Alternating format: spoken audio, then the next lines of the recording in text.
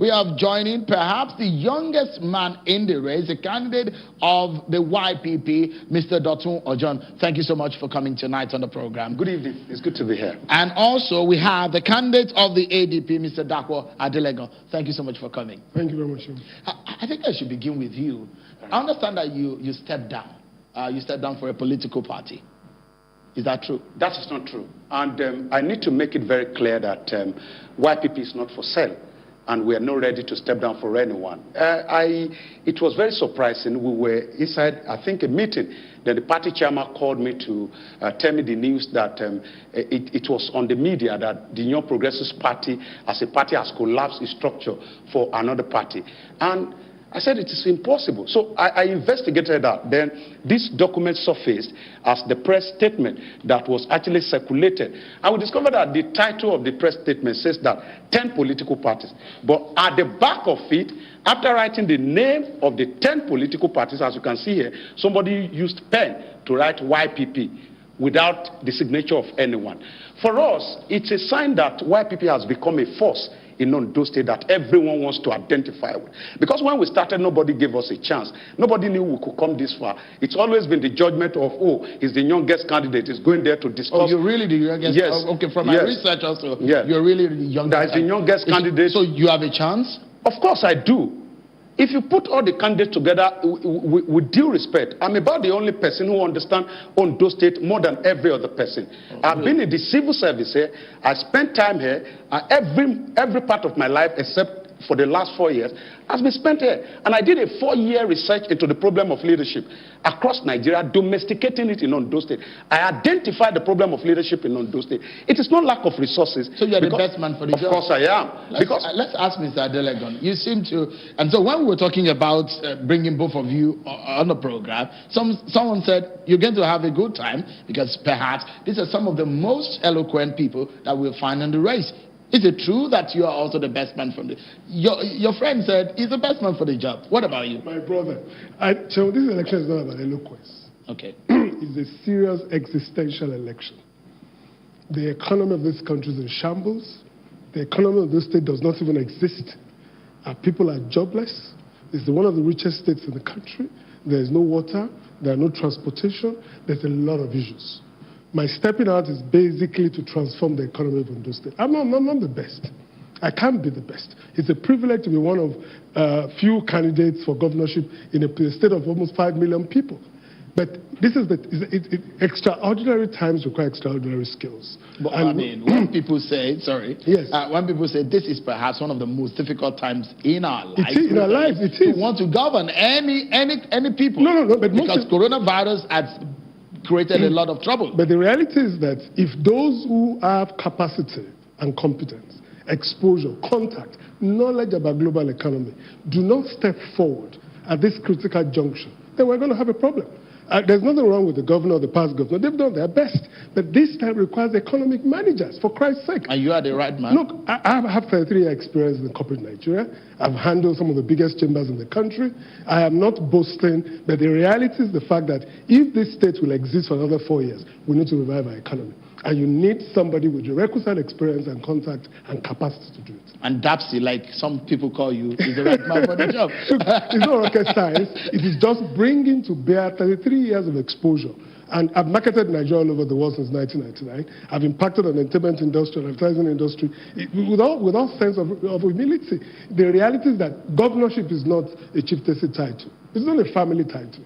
Governorship, you can see the relationship. You must be able to deliver an impact on the lives of the people. If you've done 4 years and you have not been able to impact, quietly leave and let people with the capacity come and do it. So that's what we're saying. It doesn't matter what happens on Saturday. The people of Ondo State must decide whether they want to continue in abject poverty, joblessness, despondency, lack of salaries, lack of basic amenities, or they are ready to transit into an era of economic consumption. I'm going to put both of you in some of the most difficult and the hottest seats that you perhaps have sat on in a long time. And it's about what your plans are and the manifestos that you have with your party put together for the people of Ondo State. And you must give us some answers tonight. Thank you so much, everyone. We'll go on a break. And when we come back, we'll be hearing from the man they popularly called Dapsy, Dakwa Adelegon, and perhaps the youngest man in the race, Dotun Ojon, a former journalist who is now a politician. Don't go anywhere, everyone. We'll be right back. Thank you so much, everyone, for staying with us right here on Politics Today Channels Television. We're live in Akure, the capital of Ondo State, where Channels Television's crew are on the ground monitoring and following the coverage of the election for you. Tomorrow at 7 p.m., right here on Channels Television, we shall be having the Ondo governorship debate. And we're bringing to you tonight some of the top of the candidates that you have said you want to hear from. Dr. Ojon is a candidate of the YPP, the youngest in the race, and Dakwa Adelegon, the candidate of the ADP. Thank you so much. ADC, sorry. Thank you so much for coming, gentlemen. Let me come back to you, Dr. Ondo State is an oil-producing state. But of course, we know that how unpopular it may be globally when we talk about oil and the global economy. And a lot of people are saying, let's look away from oil alternatives. For you, what do you have in your manifesto and the manifesto of your party as an alternative to oil economy? We know there is a single local government area in this state that produces oil in the state. But beyond the oil issue, what are the alternatives that you have? Okay, I think we should make it very clear here that the problem with the state is not oil, either availability or unavailability. I'm going to ask you a very simple question, if you permit me. If I hit the street of Akure today, I ask about 2-3 people, when the nation was prosperous or when oil was booming, what was the benefit on the people? No benefit. So the major challenge we're having now is leadership. So we may continue to talk about, and that's why when we came up with the LEAP agenda, that's what we call our agenda. LEAP is L-E-A-P, and in Yoruba it means Gbera. It means that we really want to move the state from where it is now to where it's supposed to be. And the letter L there talks about leadership. So what are we going to do differently? We want to change the direction of leadership from power to people. The major challenge we have is traditionalism. Traditionalism is doing it the same old way and expect a different result. Traditionalism is when you see, you know, when they install a traditional ruler of your community, he rules throughout life. So that's the mentality that people export into politics. Either they are doing well or not, they want to see them kill the entire community. Well, how does that, I mean, the question I asked about the alternatives to oil economy for Ondo State. Ondo State, I'm coming there. So when we get the issue of leadership right, then we are going to be able to explore agriculture, which is part of our LEAP agenda. LEAP is L-E-A-P. Now, agriculture, we are not going to do it in the old way that a lot of people do it. What we want to do, apart from having regional farm, is to be able to create an agency. I've traveled around Ondo State. The problem with an average farmer, I have a rice farm in Akure North local government, very close to us here. The major challenge with the farmer is the fact that they have their produce, they do not have the market.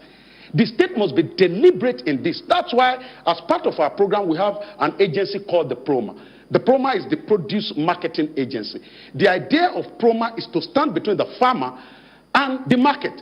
So if you produce anything from your own community, you know that PROMA is coming to commit. That's all. How much of that will your idea, you have said, as an alternative to what has become a mainstay for the state, will generate? Do you have an idea? We are looking at the fact that we will be able, because we don't want to be generous with figure, we will be able to sustain the economy of the state with this. Because Ondo State is very peculiar. And we are targeting at least 3 farm settlements in the south. How much would that, in terms of figures, how much would that generate for you? Have you made the calculation? Now, initially, we are going to invest about 3 billion naira in the investment. And the first 1 year, our target, because perhaps we are the only party that came with manifesto with a KPI, that within so number of months, this is how we want our people to mark us, whether we have done well or not. Now, this, initially, we want to invest 3 billion.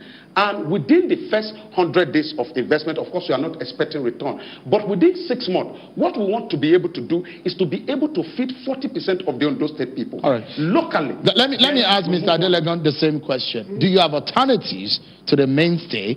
Should there be a problem, as we have seen it, that COVID-19 has shot everyone in the face? Well, the truth of the matter is that Ondo State is not only abundant with natural resources, but its geography is its greatest asset. Like my brother said, agriculture is the natural option after oil. And my party has decided that we As a 4.5 billion population, we are surrounded by 45 billion population. 6 states: Lagos, Ogun, Osun, Edo, Kogi, and Ekiti. 44.5 million, added to our 4.5.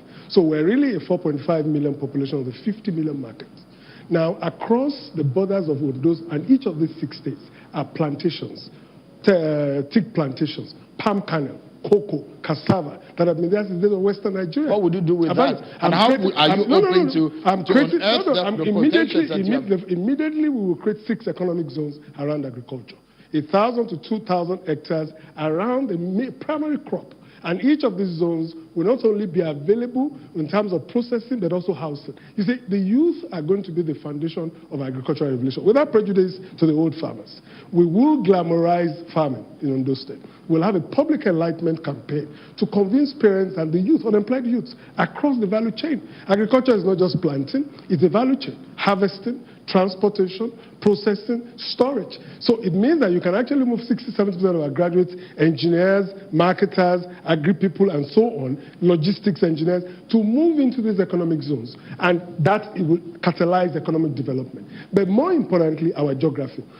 Almost 10 billion naira worth of goods are imported into Nigeria and manufactured in Lagos and transverse Ondo State to the southwest. There's no other alternative route.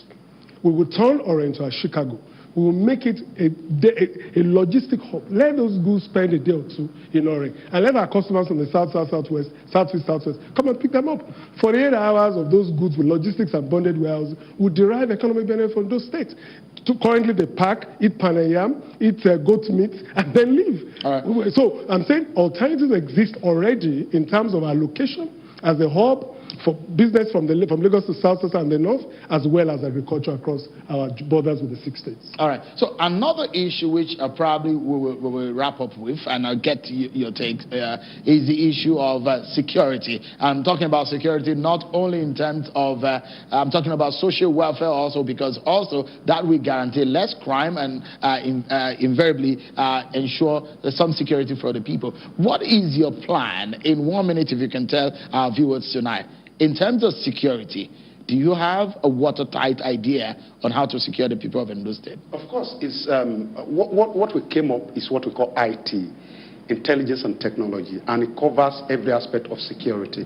The first thing we want to do is to have an idea of who you are. We want to know you. Because COVID-19 has made nonsense of every plan of government. Because to transfer palliative from one house to the other became a problem. Because the government does not even know its citizens. So the first thing we want to do within the first 3 months is to be able to identify the people that are living in Ondo State. When you have a sense that your government knows you, it's not just going to build confidence in you, it will also help you to behave well. I'm talking about both economic security and the security in terms of crime. Will you give handouts to citizens?